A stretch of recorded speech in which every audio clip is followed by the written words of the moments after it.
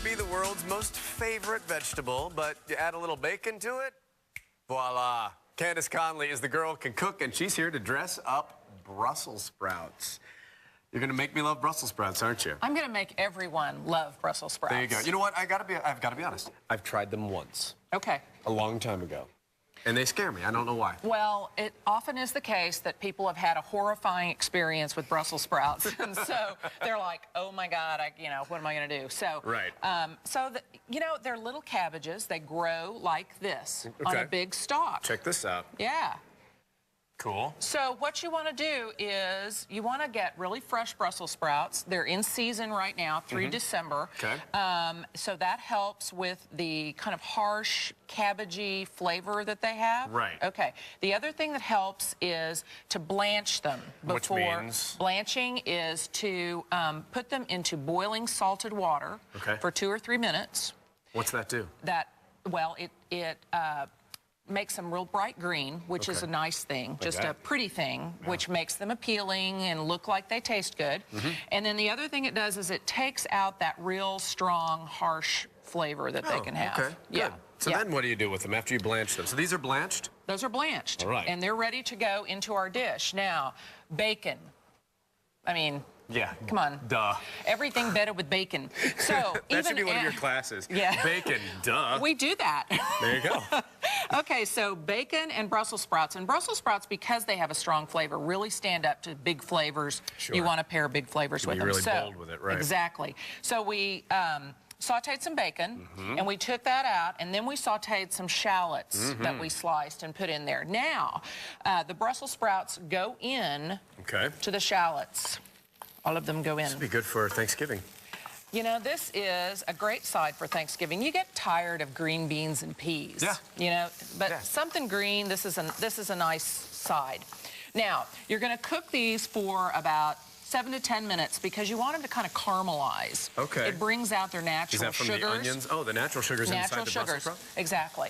So you do that, and you let them go for a bit. Now, you can put raisins in with them. Really? But right now, what is that? A fig.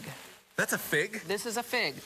This is a green fig, obviously, because it's green, not because it's not ripe. And what you want to do is you're going to slice them, and they have a really nice little pink center. Can we see that, guys? Look at that. Yeah. So they look really pretty with the Brussels sprouts, and they taste really good. They add additional sweetness to it. So almost any dried fruit. Oh, I just want to smell it. Smell it. Huh. Yeah.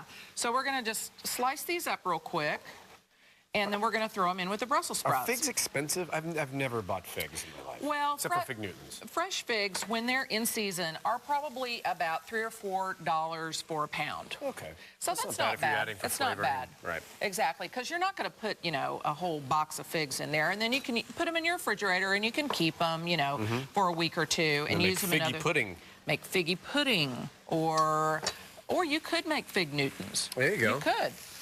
Okay. Never had figgy pudding. I did a Christmas Carol one time, so I just know that was in a Christmas Carol.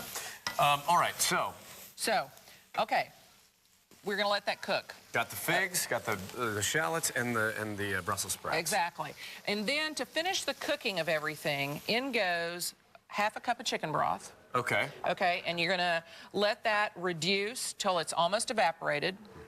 And then when you do that, then in goes butter. Yeah. Again, everything's better with butter. Everything's better with butter. The secret to life, yes, butter. Okay, so it's going to melt. It adds richness to the sauce, and it thickens it a little bit, gives it some structure. A little bit of creaminess to it. Exactly. Then you've got very rich flavors. Right. You need to balance them. Okay. With a little acid, apple cider vinegar. Ooh. So in that goes, and you finish it, and just let it simmer.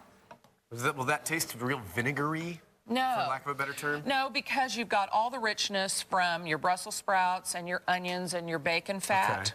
Okay. You need some balance to it. It brightens it. Okay. Okay? And then you end up with this, because what you do after you finish it is then you sprinkle your bacon crumbles over the top. Yeah, you do. That way, your bacon is still crispy. Aha! So you have texture, and oh my gosh. Grab that fork for me. It appeared out of nowhere. It did. Thank you, producer Emily Shanatona. All right. I'm going to taste Brussels sprouts, you guys. This is happening. Okay. Drum roll. That's really good. Yeah. Well, see, I had no idea it was going to taste like this. I'm trying to figure out what it tastes like for you at home. It's real mild. It's very mild. It's very mild, but the bacon obviously adds this real cool salty flavor to it. But you kind of taste the, it's a little bit of vinegary, but it's not too vinegary. It's kind of pickly almost. Yeah, not cabbagey, not cabbagey. No, it's not cabbagey. And so you have a little sweet, little savory. Yeah. And then the crunch of the bacon going on. This is really good. All right. Great. You did it. You made me love Brussels sprouts. I'm so glad. And I'm not even acting for television. This is really good. If you'd like to learn from Candace Conley, the girl can cook directly. She teaches cooking classes at Urban Kitchen on Cherry Street. And you can try this dish for yourself. And trust me, you want to. Go to GreatDayGreenCountry.com. Just look under recipes. It's right there.